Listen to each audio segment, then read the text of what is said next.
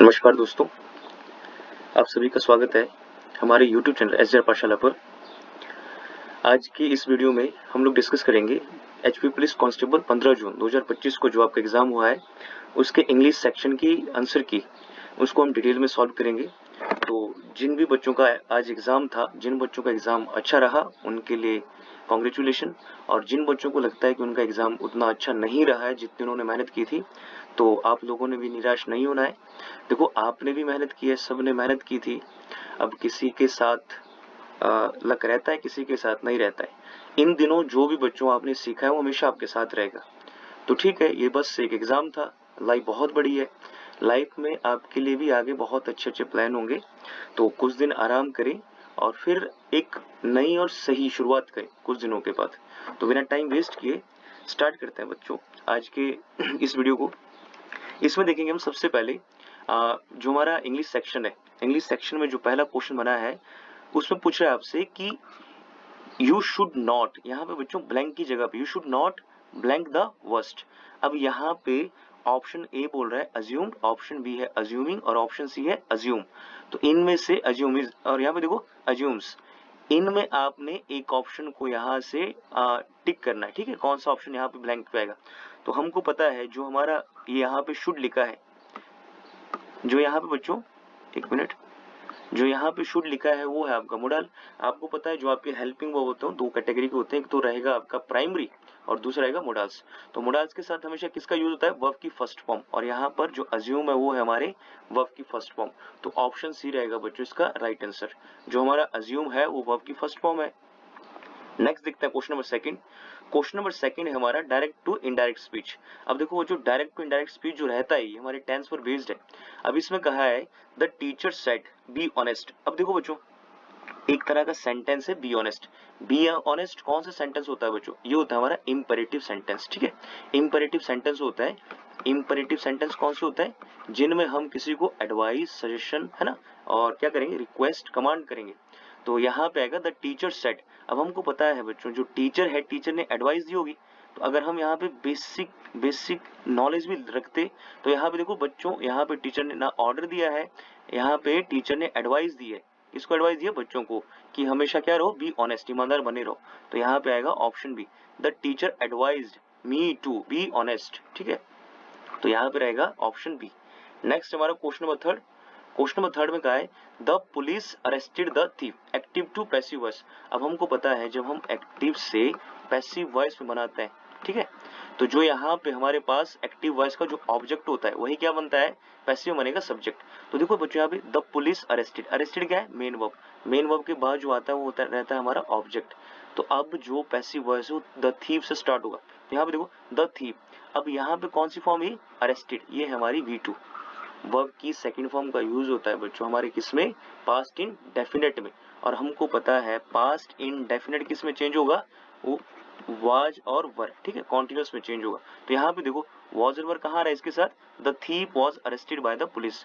जो थीप है उसको किसके द्वारा अरेस्ट किया गया, बाय, बाय आता है बच्चों यहाँ पे बाय, और द पुलिस क्या है, सब्जेक्ट, लास्ट में आएगा सब्जेक्ट। फिर आएगा question number four. Question number four में कहा है उसने फाइंड द इनकरेक्ट सेंटेंस। आपने इसमें बताना है कि कौन सा सेंटेंस इनकरेक्ट है। पहला ऑप्शन बोल रहा है the sun rises in the east. देखो ये ऑप्शन तो बिल्कुल सही है, आपको पता भी होगा जो आपके एटर्नल ट्रूथ होता है, ये प्रेजेंट इंडेफिनिट का रूल होता है इसमें। जो हमारी यूनिवर्सल ट्रूथ है, एटर्नल ट्रूथ है, हमेशा किस में आता है, प्रेजेंट इंडेफिनिट में। तो सेंटेंस ए जो है वो तो राइट है, she goes to school every day. देखो गो और गोज ये भी आएगा प्रेजेंट इंडेफिनिट में, ये भी सही है। दे आर, देखो यहाँ पे बच्चों दे आर, गो नहीं होता, यहाँ पे आना था दे आर गोइंग, क्योंकि जो हमारी इज, एम और आर है वो होती है प्रेजेंट कॉन्टिन्यूस में। तो यहाँ पे इनकरेक्ट सेंटेंस कौन सा था, option C, we have completed our homework, हम अपना होमवर्क कर चुके हैं, ये भी सही था। नेक्स्ट है question number five. Question number five में देखो यहाँ पे उसने कहा है he is dash best player.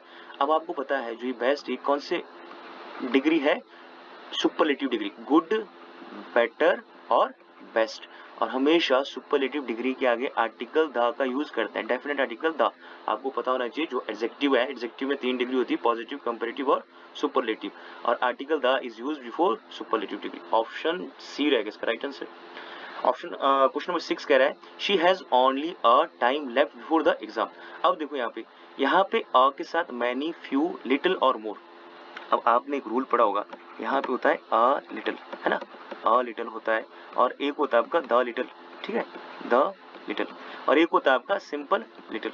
इनका मतलब क्या होता है, लिटिल का मतलब होता है बच्चों थोड़ा, ठीक है, अ लिटिल का मतलब क्या होता है, अ लिटिल का मतलब भी थोड़ा होता है लेकिन ना के बराबर, बहुत कम, और द लिटिल का मतलब क्या होता है, जितना भी थोड़ा बाकी है, जो भी आपका क्या होता है, जो आपका शेष होता है ना, जितना भी है। तो यहाँ पे आएगा she has only a time left before the exam, मतलब उसके पास ना के बराबर टाइम बचा हुआ था एग्जाम से पहले, है ना, तो यहाँ पे आएगा लिटिल, इसके साथ आएगा लिटिल, बहुत कम टाइम, ठीक है। क्वेश्चन नंबर 7 कह रहा है दिस बुक इज माइन। अब देखो माइन क्या है यहाँ पे, इस यहाँ पर यूज हुआ है प्रोनाउन का, ठीक है, प्रोनाउन होता है इसमें, माइन जो रहेगा हमारा वो होता है पजेसिव प्रोनाउन।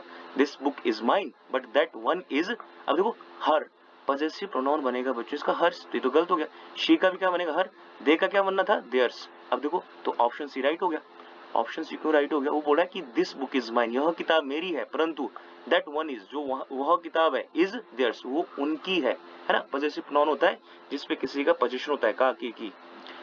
क्वेश्चन नंबर 8 कह रहा है by the next month we shall. अब देखो by the next month we shall, shall के बाद देखो बच्चों अगर आपको फ्यूचर जो फ्यूचर टेंस है, अगर उसकी हेल्पिंग वर्ब आती है आपको, सिंपल जो फ्यूचर इंडेफिनिट उसमें किसका यूज होता है, विल शेल का, है ना, और नेक्स्ट में जो कॉन्टिन्यूअस है उसमें रहेगा विल बी, ठीक है, और शेल बी, फिर रहेगा बच्चों यहाँ पे विल हैव, है ना, और शेल हैव।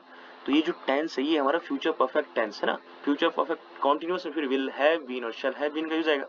ये बोला बाय द नेक्स्ट मंथ, मतलब अगले महीने तक, we shall have completed the project, मतलब हम जो है वो प्रोजेक्ट को क्या कर लेंगे, कंप्लीट कर लेंगे। देखो हैज का यूज तो आएगा नहीं, हैज का यूज किस में आता है, प्रेजेंट में।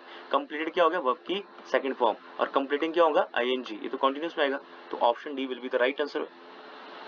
क्वेश्चन नंबर 9 कह रहा है, क्वेश्चन नंबर 9 में कहा है she said do you like ice cream, direct to indirect speech, यहाँ पर भी नरेशन का रूल है, मतलब वो इसमें कहा है कि शी सेड, वो कहती, उसने कहा डू यू लाइक आइसक्रीम, है ना, तो देखो बच्चों डू से स्टार्ट हो रहा है तो ये इंटरोगेटिव है, इंटरोगेटिव में हमेशा अगर जो आपका ये होता है हमारा क्या होता है, ये होता है रिपोर्टिंग वर्ब और ये होता है रिपोर्टेड स्पीच, ठीक है। रिपोर्टेड स्पीच अगर हमारा किससे स्टार्ट हो रहा है, हेल्पिंग वर्ब से, जैसे डू, डज, है ना, इज, एम, आर, वॉज, वर, इससे स्टार्ट होता है। तो जब हम इसको ट्रांसलेट करेंगे किसमें, इनडायरेक्ट में, तो हमेशा इफ और वेदर से स्टार्ट होता है। तो हम देखेंगे यहाँ पे देखो दैट वाला तो पहले कैंसिल हो गया, यहाँ पे क्या आना चाहिए था, इफ और इफ और वेदर। अब ये कह रहा है कि शी सेड, उसने कहा if I like the ice cream. अब देखो बच्चों यहाँ पे लाइक है तो ये भी तो चेंज होगा ना, उसने मुझसे पूछा कि मुझे आइसक्रीम पसंद है। अगर आप ये बात अब किसी और से कह रहे हो तो पास्ट में ट्रांसलेट करना पड़ेगा उसको, तो आप यहाँ पर ट्रांसलेट करोगे इसको कि शी आस्क्ड, उसने मुझसे पूछा if I like the ice cream. Option B will be the right answer of this question. देखो यहाँ पे तो आइसक्रीम्स हो गया, तो ये तो पहले ही गलत हो गया, है ना, और पहले वाला क्यों गलत है, क्योंकि यहाँ पे जो वर्ब है वो सेम टू सेम रही है, चेंज नहीं हुई है, तो option B will be the right answer. Question number 10 कह रहा है he said may God bless you. अब देखो बच्चों यहाँ पे जो मे वाले सेंटेंस होते हैं वो कौन से होते हैं, हमारे ऑप्टेटिव सेंटेंस। ऑप्टेटिव सेंटेंस कौन से होता है, आपको पता होगा जो आपके सेंटेंस उनको चार पार्ट में डिवाइड किया होता है, कौन कौन से, असर्टिव, इंटरोगेटिव, इंपेरेटिव और एक्सक्लेमेटरी। एक्सक्लेमेटरी या ऑप्टेटिव जो है वो दोनों सेम कैटेगरी को होता है, ठीक है। तो ऑप्टेटिव सेंटेंस कहता है कि जिसमें हम क्या करते हैं, किसी के लिए ब्लेसिंग, है ना, किसी के लिए ब्लेसिंग करते हैं, किसी के लिए कर्स, है ना, श्राप मांगते हैं। तो यहाँ पे बोल रहा है ही सेड, उसने कहा मे गॉड ब्लेस यू, मतलब ही प्रेड, उसने देखो बच्चों प्रे की होगी, है ना, he prayed that God might bless you. और आपको पता है जब मे चेंज होगा तो किस में चेंज होगा, माइट में, है ना, तो he prayed that God might bless me. अब देखो he said that God may bless you तो गलत हो गया, ही टोल्ड दैट ये भी गलत हो गया, ही विश, देखो विश, प्रे करना, ये सारे ऑप्टेटिव सेंटेंस में, लेकिन यहाँ पे कह रहा है ही विश दैट गॉड कुड का यूज, कुड बनेगा बच्चों कैन से, है ना, कैन का पास्ट होता है कुड, मे का होता है माइट, शल का होगा should. Next question number 11। Question number 11 फिर से आ गया इंपेरेटिव सेंटेंस। देखो ओपन द डोर, यहाँ पे सिंपल आप सेंटेंस को आइडेंटिफाई कर पाओगे कि वहां पे ओपन द डोर का मतलब क्या, वो क्या कर रहा है, आपको कमांड दे रहा है ना। तो ये सेंटेंस जब हम स्टार्ट करेंगे एक्टिव टू पैसिव वॉइस में, तो ये जनरली स्टार्ट होता है लेट से, है ना, सबसे पहले आएगा लेट। ओपन द डोर का तो मतलब देखो यहाँ पे let the door be open, तो ऑप्शन बी बनेगा इसका आंसर, है ना, the door is open, option A गलत हो गया, द डोर हैज ओपन ये गलत है, द डोर वॉज ओपन ये गलत, क्योंकि आपको पता है इंपेरेटिव सेंटेंस लेट से स्टार्ट होंगे, है ना। क्वेश्चन नंबर 12 देखते हैं, she must complete this work by Monday, active to passive voice, इसको भी पैसिव वॉइस में बनाना है आपने, है ना। तो शी मस्ट, अब आपको पता है यहाँ पे she must complete this work by Monday, यह she must complete this work by Monday, मतलब जो काम है वो मंडे तक कर देगी, है ना। तो यहाँ पर देखो इसमें कंप्लीट है आपका वर्ब और कंप्लीट के बाद क्या है दिस वर्क, तो दिस वर्क यहाँ पे देखो सेंटेंस का अभी क्या था ऑब्जेक्ट, और पैसिव वॉइस में यही ऑब्जेक्ट क्या बनता है सब्जेक्ट, तो यहाँ पे आएगा this work must be completed by her by Monday, है ना। देखो दिस वर्क मस्ट बी, देखो बच्चों मस्ट के साथ वर्ब की थर्ड फॉर्म का यूज करेंगे हम जब पैसिव बनाएंगे, तो मस्ट बी कंप्लीटेड, और यहाँ पे शुड कर है गलत, विल बी है गलत, हैज है गलत, तो यहाँ पे आएगा बच्चों this work must be completed by her by Monday, Monday तक, तो ऑप्शन ए रहेगा इसका right answer. Next question number 13, question number 13 में क्या है आइडेंटिफाई द इनकरेक्ट सेंटेंस, आपने इसमें जो इनकरेक्ट सेंटेंस को आइडेंटिफाई करना है ना, we are listening to music, हम जो है वो क्या सुन रहे हैं म्यूजिक सुन रहे हैं, ये तो सही है। They are going to school, वो स्कूल जा रहे हैं, ये भी सही है। She has completed her work, ये भी सही है। ही इज लर्निंग फ्रेंच, ये भी सही है। ही इज लर्निंग, अच्छा यहाँ पे देखो दे वॉज आ गया, दे वॉज है ना, तो यहाँ पे बच्चों यहाँ पे आना चाहिए था दे वर, है ना, क्योंकि जो आपके सब्जेक्ट होते हैं आई सॉरी यहाँ पे आई वी यू दे, इनके साथ एक्सेप्शन होता है ना, लेकिन हम जो यहाँ पे वॉज का यूज करेंगे, आई के साथ हम किसका यूज करते हैं वॉज का, है ना, और जो दे हो गया हमारा क्या हो गया प्लूरल सब्जेक्ट, है ना, प्लूरल सब्जेक्ट के साथ कौन सी वर्ब आएगी प्लूरल हेल्पिंग वर्ब, तो यहाँ पे बनेगा ऑप्शन बी 13 का आंसर आएगा they were going to school, instead of was there must be were, है ना। क्वेश्चन नंबर 14 कह रहा है would you like dash sugar in your tea, अब देखो जो शुगर है वो क्या होता है अनकाउंटेबल नाउन, और यहाँ पे बच्चों अगर वुड से सेंटेंस स्टार्ट हो रहा है, जनरली जब हम मोडाल से सेंटेंस स्टार्ट करेंगे और मोडाल में किसका यूज करेंगे मे और वुड का, मे और वुड का यूज आता है पोलाइट के सेंस में, मतलब विनर्म, तो पूछ रहा है आपसे कि वुड यू लाइक, है ना, would you like some sugar in your tea, क्या आप थोड़ी चीनी लेना पसंद करेंगे अपने उसमें, है ना, would you like some sugar in your tea, तो यहाँ पे आएगा सम। क्वेश्चन 15 कह रहा है they dash a new car last week, अब देखो बच्चों यहाँ पे जब लास्ट वीक आता है, यस्टरडे आता है और बिफोर आता है, अगो आता है, तो इन सब का आइडेंटिफिकेशन क्या होता है कि ये डिनोट करते हैं पास्ट इंडेफिनिट टेंस को, है ना, पास्ट इंडेफिनिट में आता है आपके ये लास्ट वीक अगो बिफोर, तो इनके साथ आएगा कि दे, यहाँ पे देखो they bought a new car last week, जो बाय हो गया वो तो वर्ब की फर्स्ट फॉर्म है, बॉयज कौन सी है बॉयज आएगा प्रेजेंट इंडेफिनिट में, एस और एस लगा है ना, बाइंग क्या होगी आईएनजी वर्ब की फोर्थ फॉर्म, है ना, इसको हम वर्ब की फिफ्थ फॉर्म बोलते हैं। देखो ये बेस फॉर्म होती है आपकी, बेस फॉर्म कौन सी सिंगुलर, ये आपको वर्ब के टॉपिक में पढ़ाया जाता है, तो बॉट का यूज आएगा, बॉट हमारा वर्ब का सेकंड फॉर्म है ना, बाय बॉट, तो इसका यहाँ पे आएगा they bought a new car last week. Question number 16 में कहा है कि दिस इज एन, देखो बच्चों दिस इज एन का यूज लगा है तो सैडली तो आएगा नहीं, एन हमेशा किसके लिए आता है उन वर्ड के साथ आता है जिनका प्रोनाउंसिएशन कौन सा होता है स्वर का, नॉट वोवल बच्चों, स्वर और आ ई वाला, तो देखो इंटरेस्टिंग ये किससे स्टार्ट हो रहा है ई से, है ना, क्विकली गर्ल स्लोली गर्ल, तो यहाँ पे आएगा this is an interesting book, interesting किताब है ना। क्वेश्चन नंबर 17 में देखेंगे हम एक मिनट, क्वेश्चन नंबर 17 में पूछा उसने कि from the choices given below pick out the correct one to complete the following sentences, अब बोल रहा है we would like to inform you, कि हम तुम्हें इन्फॉर्म करना चाहते हैं that you have been selected for the job, तो पहला ही ऑप्शन सही लग रहा है, दूसरा देखते हैं that you will have been selected for the job, ये तो गलत हो गया बच्चों, देखो बीन आ गया ना, that you will have been आ गया यहाँ पे, दैट यू हैड बीन यहाँ पे आ गया, देखो हैड बीन का यूज किसमें आ गया पास्ट परफेक्ट कंटीन्यूअस में ना, दैट यू आर बीन, तो पहले आपको गलत लग रहा है ना, तो यार के साथ तो होता नहीं बीन, तो यहाँ पे आएगा option A, we would like to inform you that you have been selected for the job, तो क्वेश्चन नंबर 17 का आंसर रहेगा option A. Next question number 18, question number 18 में कहा है पिक आउट द राइटली, ठीक है ये आ गया आपके जो आपके मिसस्पेल्ड वर्ड होते हैं, राइटली स्पेल्ड वर्ड, जो इसमें सही लिखा है देखो अलाउंस, गलत हो गया है ना, एक्यूरेसी ACCURACY, तो एक्यूरेसी से कमेटी की स्पेलिंग गलत आ गई, अकरेंस यहाँ पे ई आना चाहिए बच्चों, है ना, अकरेंस कमेटी में क्या आता है COMMITE, है ना, डबल टी और डबल ई, तो यहाँ पे आएगा एक्यूरेसी सही लिखा हुआ है एक्यूरेसी।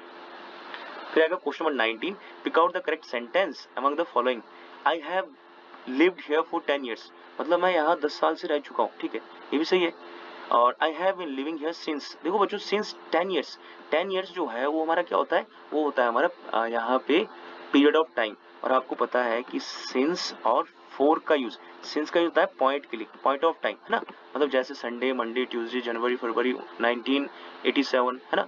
और फोर का यूज किसके लिए आता है, पीरियड ऑफ टाइम, पीरियड मतलब दौरान, ठीक है। इसका मतलब होता है जैसे 4 घंटे, 4 दिन, 4 साल, तो यहाँ पे 10 ईयर्स का है, तो यहाँ पे इसके साथ तो फोर का यूज आना चाहिए था, ये तो गलत हो गया। आई एम लिविंग, देखो बच्चों आई एम लिविंग, जो आपके प्रेजेंट कॉन्टिन्यूस से इज एम आर, उसमें हम सिंस का यूज नहीं करते, तो ये भी गलत हो गया। आई एम लिविंग, ये भी गलत हो गया।